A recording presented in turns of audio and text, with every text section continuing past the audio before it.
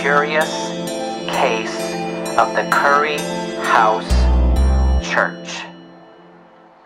The Curry House Church. Chapter 6, The Curry Resistance.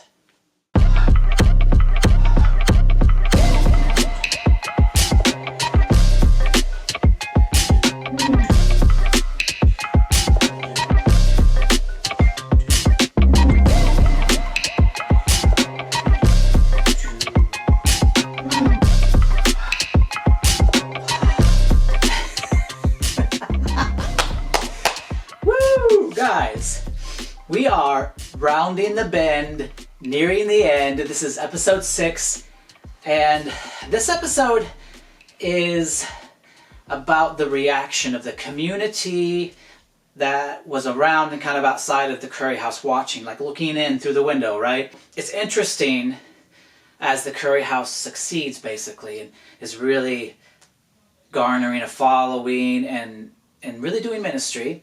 There are other ministries in the community that are interested. They want to figure out how the Curry House guys are doing this. So that was an interesting aspect which we're going to explore in this episode of The Curious Case of the Curry House Church. So let's get to it, guys. Woo, yeah. There were churches, long-standing churches around the college campus trying to do student ministry to college students. I think the Findlay community, churches included, were puzzled. Mm-hmm. Like, well, how are you guys doing this? And you didn't even try to do it. Yeah, that was the question. The Yeah. question they asked us directly. How did you do this? How are you doing this? How can we do this? Yeah. And reconnaissance. Yeah, reconnaissance. That's the word I was trying to think of. They were doing recon at the Curry house because you were succeeding where they were failing. And I think you had some conversations with some people. The question was, from other churches, Mm-hmm. how are you doing this? And what's the formula? And, well, we don't really know. Mm-hmm. There is no formula. God just decided to do this. Mm-hmm. Our part is to submit to His will. Mm-hmm. And that's as much as I really knew how to explain it at the time, and even now. There was a church in town, I believe they tried to recreate or capture some essence of the Curry house with having pasta or something once a week. Mm-hmm. I don't know if it was done in the same house or not. I don't. Maybe Adam would know, but to me, that's just like the icky part of organized religion. Like, oh, there's something working, let's copy it, and I don't know. It's just weird. It's just strange to me. There was another church that tried to do what we did, and they did the meal around spaghetti. So what happened with spaghetti night? Do you know? I don't know. You don't know? I don't know. We considered our prayer time together, our communion together, as we're going to church together. Mm-hmm. We are at church together. Mm-hmm. And there was some pushback from some people like, oh, you guys aren't going to church, so it's not the real thing. Because we weren't part of another church. So I just think it was a lot of changing some of my long-standing thoughts about how the church and Christianity was supposed to work and look. What's a rap version of Happy Birthday? Birthday song, birthday song.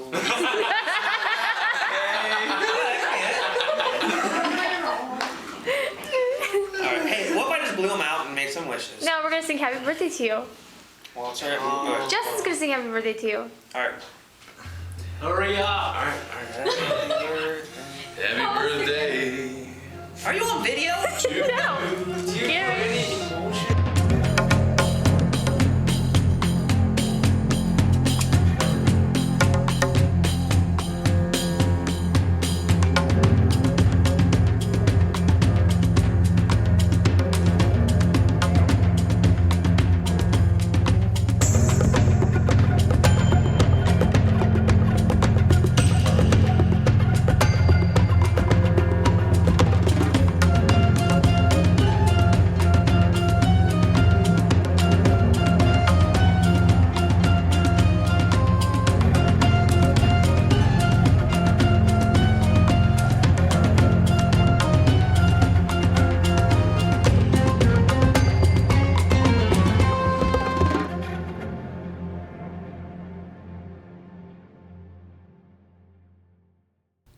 was something, obviously, it was good intentions, wanting to reach out to people who were around, college students, non-Christians.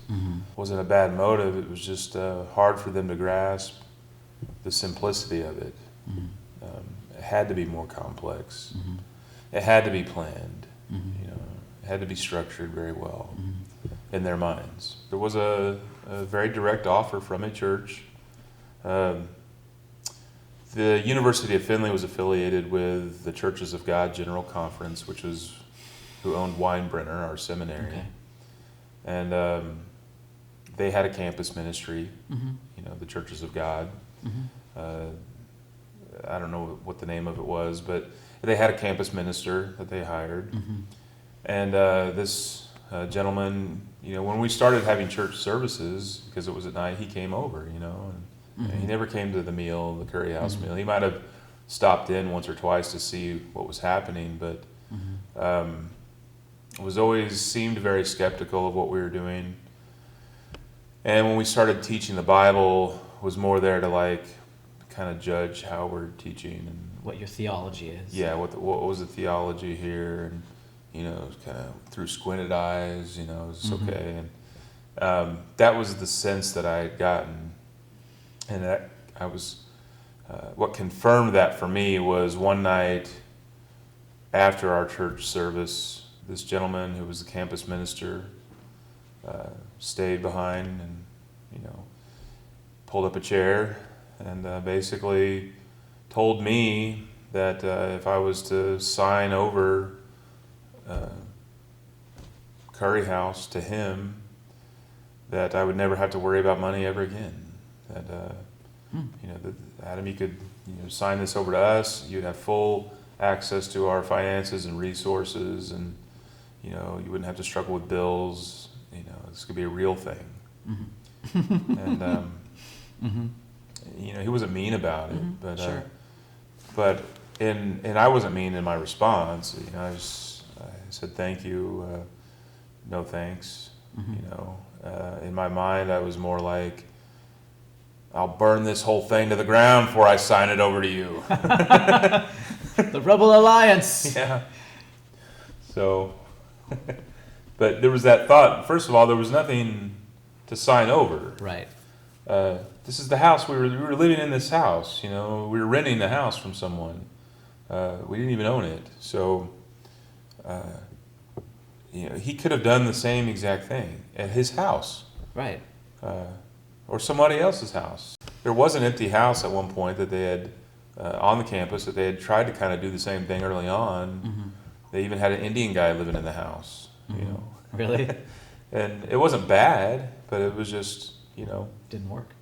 it didn't work to the extent that they wanted, you know. Sure. I think it worked. I think there was a small group of students that met at this guy's house and had fellowship and had food and studied the Bible. But because it didn't look like this huge production, because there wasn't 100 or 200 people flowing in and out, they judged it as unsuccessful, and we have to try something else, you know, and then we have to try this. And they moved out of the first Curry house. Let's rent that house that they moved out of and do a spaghetti night, you know, and then, let's just see if we can buy what they're doing from them, you know, and that'll work, you know. So it was constantly trying to, you know, the wheels were turning in the minds of these church leaders in town of what can we do? How can we do this? How can we replicate it? And then how can we own it? Yeah. And that to me was an egregious kind of affront to what we were doing. And the reason it sort of pricked me in such a negative way, not to say I was angry, but, you know, again, I'll burn it to the ground, Yeah. is because it was not ours. We did not, they were trying to own something that even we did not own. Right. And so that meant that they just completely missed. This was an individual who, because of the role he had and who he was at that time, did represent, you know, the closest church organization to us, our closest institutional church to us. Right. Every day of my life, I'm a worship man.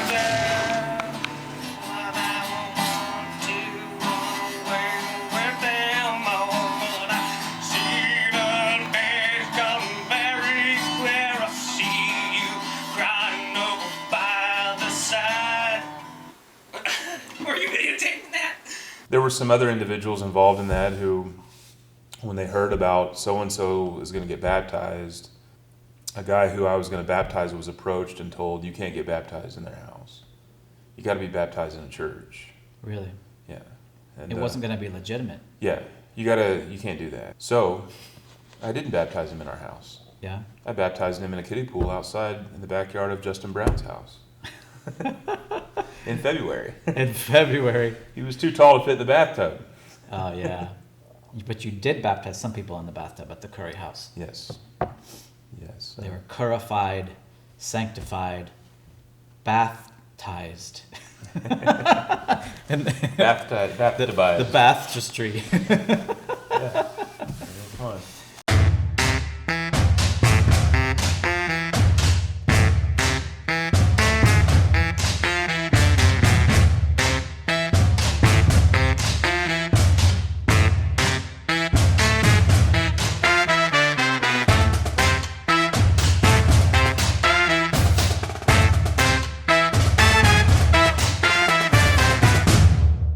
The baptistry. Yeah. Fun. You baptized somebody at your parents' house, I think, didn't you? In their bathtub. Yeah, I might have. Adam, I know you've had a history of bathtub baptisms. I have. It's a chronic problem you've got. I prefer bathtub baptisms, I guess. Yeah, and I keep in mind the seminary community, even though it was owned by the Churches of God General Conference, was a melting pot of denominations and theologies. So, Yeah. we had professors from all different denominations and students as well. So there was a mixing going on, and so you're going to get some, disagreements on different levels like that about baptism and what it is and how Right. it can be done legitimately. And but I grew up in the background and came from the background where all you need is water. So anyway, I just say that to make the point that you have to have some grace when you're dealing with other denominations and other Sure. theologies to understand, okay, not everybody's going to agree on all these issues. As I mentioned before, I met my wife there. That's true. She was actually part of the Bowling Green group from BGSU. So, she was at BGSU. She was from Cincinnati, living in Cincinnati. She got a job in Mansfield, which is probably, an hour from here maybe. And just happened to run into her friend that she went to college with. Her name was Beth, who knew Jeff from the campus ministry. She's like, oh, you should come. And so then she would come with Beth every once in a while. It's just kind of crazy how that happened. Yeah.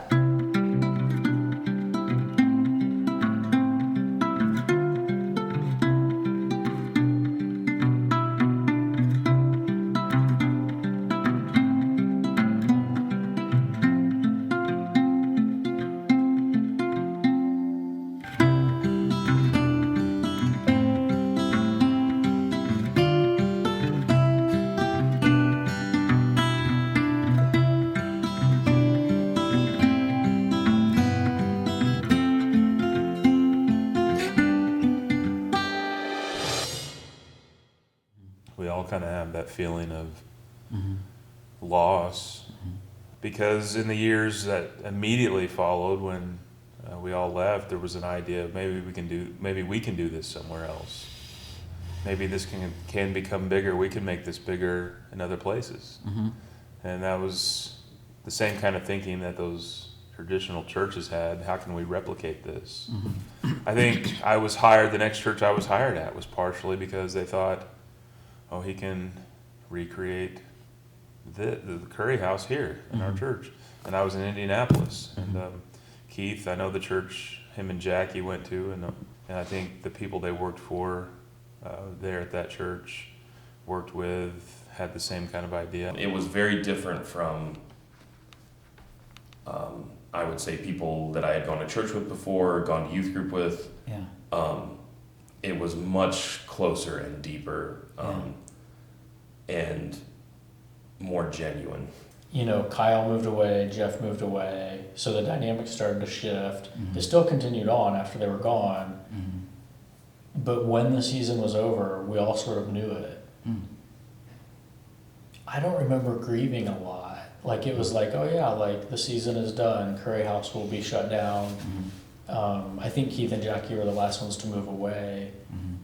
And I don't know, it's fascinating to me because I feel like I should have been more torn up about it. I mean, this was every Tuesday of my life.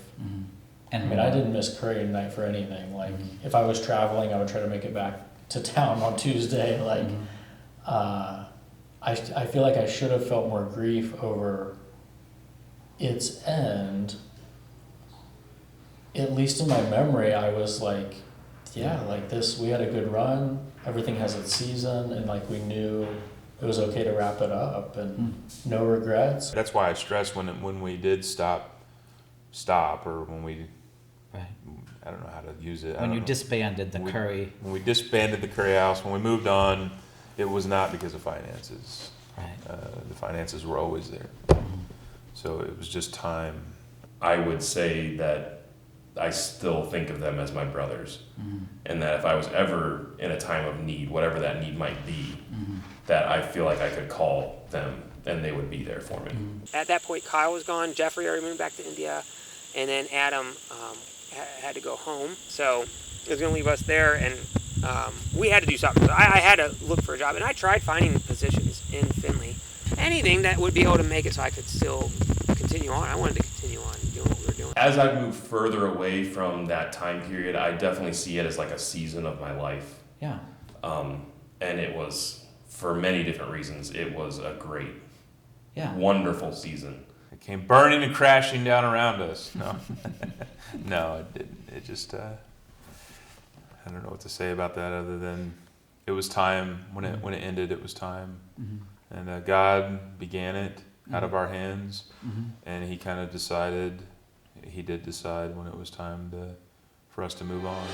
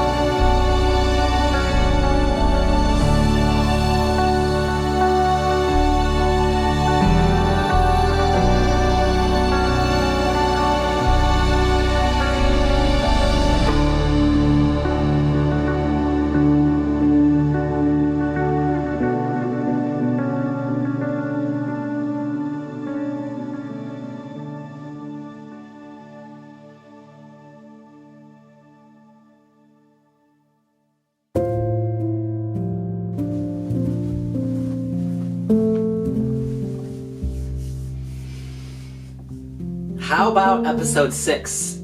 I love this episode. I love that it starts out on this high note and it kind of cruises along down into the conclusion and the finale and to a very kind of sentimental, nostalgic look back, right? The Last Supper, curry night.